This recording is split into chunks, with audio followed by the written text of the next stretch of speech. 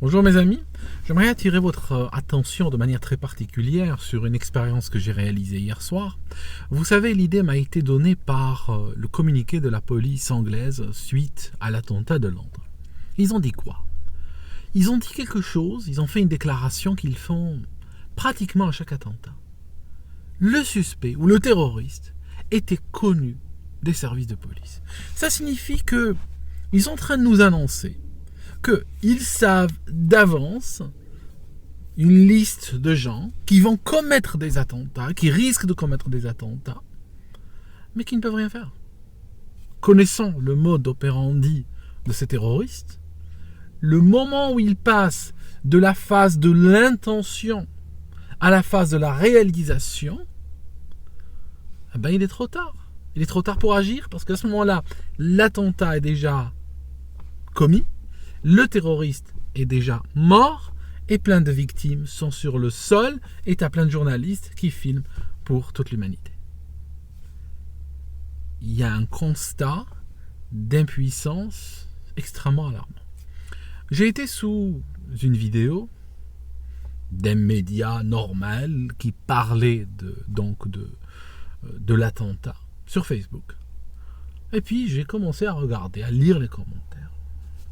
Il y en a un qui a attiré mon attention, c'est celui-ci que je vais vous lire, ça nous rappelle l'ancienne époque. Alors, voilà ce qu'il dit le gars. ماضون في درب الجهاد والاستشهاد والقادم أدهى وأمر بإذن الله تعالى. Ça veut dire quoi? Ça veut dire nous marchons dans la voie du djihad et la mort pour Allah.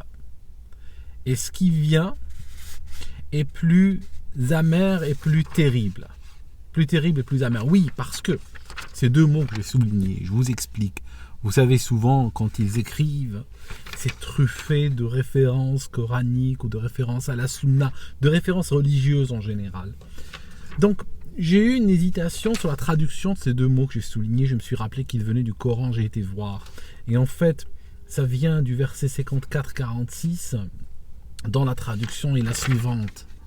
La partie soulignée, c'est la partie que le gars utilise dans son poste. D'accord? L'heure sera plus terrible et plus amère. Donc, je reprends ce qu'il a dit. Nous marchons dans la voie du djihad et de la mort pour Allah. Donc, c'est l'istishhad, c'est la mort pour Allah. Et ce qui vient est plus terrible et plus amer avec l'aide de Dieu, avec l'aide d'Allah. Dans la prochaine ligne, le commentaire suivant, qu'est-ce qu'il écrit? Razwatun, ceux qui ont l'habitude de l'arabe ont compris le mot razia, n'est-ce pas? Donc c'est l'attaque, c'est une razia, c'est l'attaque donc de Londres. Razwatun mubarakatun bi'aunillahi ta'ala. Razia ou attaque terroriste bénite par l'aide de Dieu, que l'attaque soit bénie, que l'attaque sur Londres, que la razia sur Londres soit bénie avec l'aide d'Allah. Moutu bi ghaydikum, mourrez de votre rage. Fa innana maduna fi darbi aslafina. Allahumma tahqiqan la ta'liqan. Donc il dit, mourrez de votre rage. Nous sommes en train de marcher dans la voie tracée par notre salaf, par nos salaf, c'est les ancêtres et pas les ancêtres, pas ses grands, il parle pas de ses parents, de ses grands-parents, il parle des salafs sur lesquels est basée ce qu'on appelle la doctrine du salafisme, qui est basée, si vous voulez, sur les trois générations après le prophète, une autre manière aussi symbolique de parler des trois califes après le prophète. Donc nous sommes dans quelqu'un qui est en train de dire qui se situe dans un référentiel salafiste en quelque sorte. Allahumma tahqiqan la ta'liqan, qu'Allah fasse arriver cela vite, d'accord, qu'il ne nous fasse pas attendre en quoi? Pour la réalisation de ces choses qui sont plus amères et plus terribles. Et puis après il finit par Allahumma amin, Allahumma amin, Allahumma amin. Dit 3 fois Allah amin, Allah amen, amen, amen, amen, comme ça.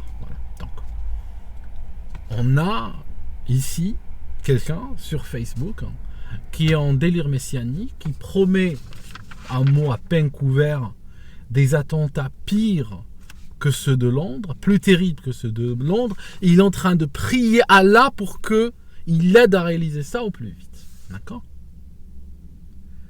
Je clique sur son nom et pratiquement sans surprise, son profil est ouvert et le gars, il travaille à Saint-Jean, enfin Molenbeek-Saint-Jean en Belgique.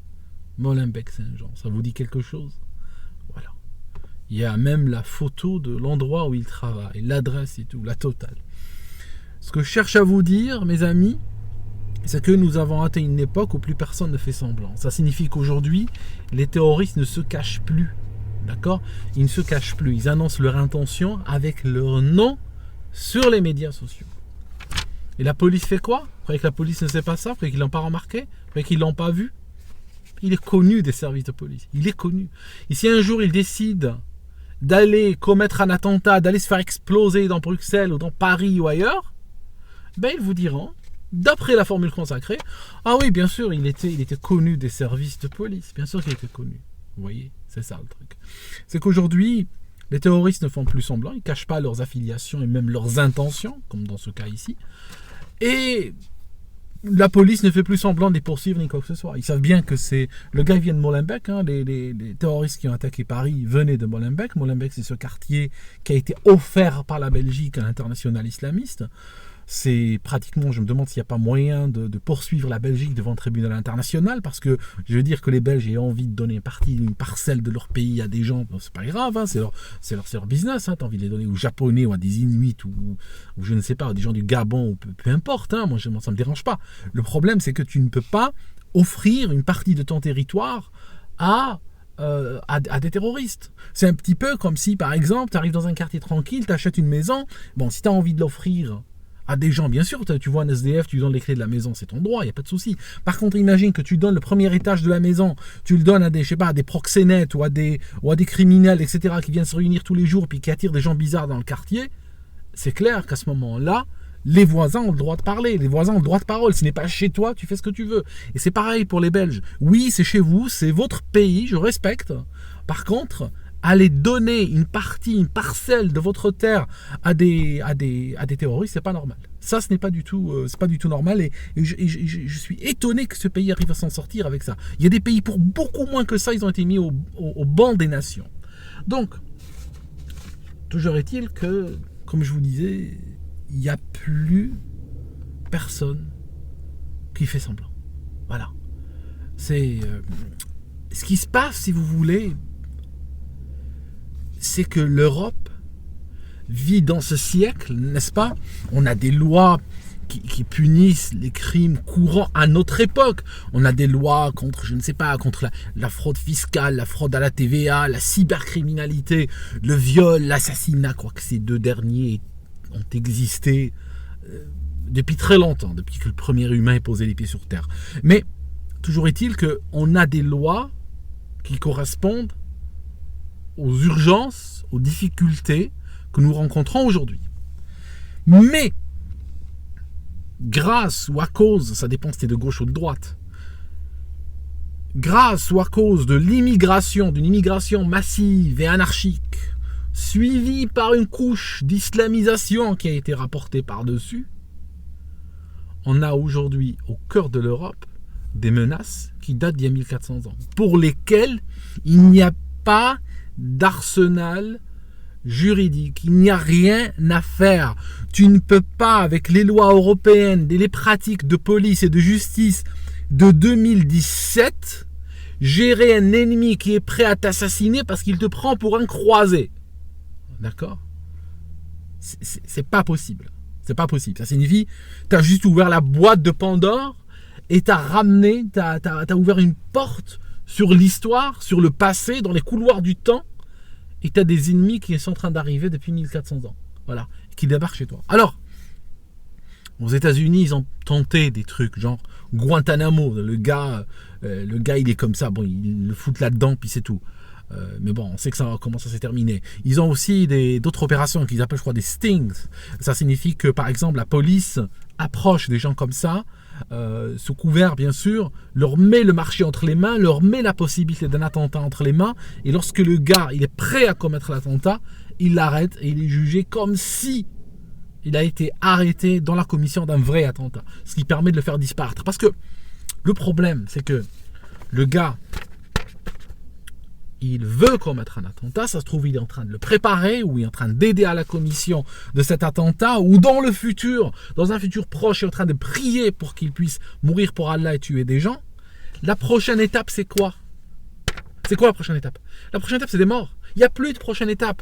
C'est fini. À partir de là, il n'y a plus de prochaine étape. La prochaine étape, c'est il le réalise, tu lis ça dans la presse, et puis il y a des morts, et il est mort, et puis c'est tout, et c'est terminé. Donc, c'est une menace très particulière qui exige des lois, des procédures, une réponse particulière. Cette réponse n'existe pas. Je ne dis pas que la police sont des incapables, ils sont extrêmement capables, mais ils sont pieds et poings liés, ils sont attachés, ils n'ont aucun moyen. Dans des pays, genre, je ne sais pas, je veux dire dans des pays musulmans par exemple, le gars, la police militaire ou la police secrète ou autre vient la nuit et l'arrête, il disparaît quoi, ou on le trouve mort dans un terrain vague ou quelque chose comme ça. La police nationale, la gendarmerie française, tu les vois mal aller prendre quelqu'un, ou belge ou autre, tu les vois mal aller quand même prendre quelqu'un et l'abattre dans un sous-bois quoi. Ça se fait pas, c'est pas. Déjà, on fait pas ça ici, par ici. C'est pas le genre de la maison. Ça signifie que on se dit, on est globalement ici dans la région, on s'est développé, on s'est élevé au-delà de ces choses-là. Mais bon, finalement, ceux-là, ils te rappellent là-dedans, hein, ils te ramènent là-dedans. Mais bon, voilà, quoi. Je sais pas, mes amis. Mais en tout cas, ça m'a pris très peu de temps pour trouver ça. Ça m'a pris très peu de temps. Et si je cherche, là c'était juste une expérience pour la vidéo. Mais si je cherche, je peux vous en trouver 13 à la douzaine. 13 à la douzaine. Des gens qui annoncent clairement avec leur adresse, nom, prénom et tout que ils veulent commettre un attentat. Bon, voilà, quoi. C'est fini, hein. C'est comme ces restos où plus personne fait semblant. Tu dis que la bouffe est dégueulasse. Il commente pas, le gars il hausse les épaules, il te ramène l'addition, puis c'est tout. Ça fait plus longtemps qu'il fait plus semblant d'être un bon resto. Ici, ça fait déjà longtemps qu'on fait plus semblant d'arrêter qui que ce soit. D'accord? Donc la prochaine fois que vous entendez que le terroriste était connu des services de police, voilà pourquoi il est connu des services de police. Parce que clairement, il était tambour battant. Ils mènent leurs attentats tambour battant. D'accord? Ils n'annoncent ni l'heure ni le jour, bien sûr, mais clairement, tout le monde autour d'eux, tout le monde dans leurs réseaux sociaux, même la police, sait que le gars, il est en train de bouillir. C'est comme ce lait qui est en train de... Tu sens que bientôt il va monter. Voilà, c'est tout. Tout le monde sait. C'est pour ça qu'ils sont connus des services de police. Voilà, mes amis. Où la lâcheté de ce continent conduit. C'est ahurissant, quoi. C'est ahurissant. Je pense que vos ancêtres doivent vraiment se retourner dans leur tombe. Vraiment, ils doivent se retourner dans leur tombe. Je sais pas ce qu'ils ont fait pour mériter des descendants comme vous, quoi. C'est...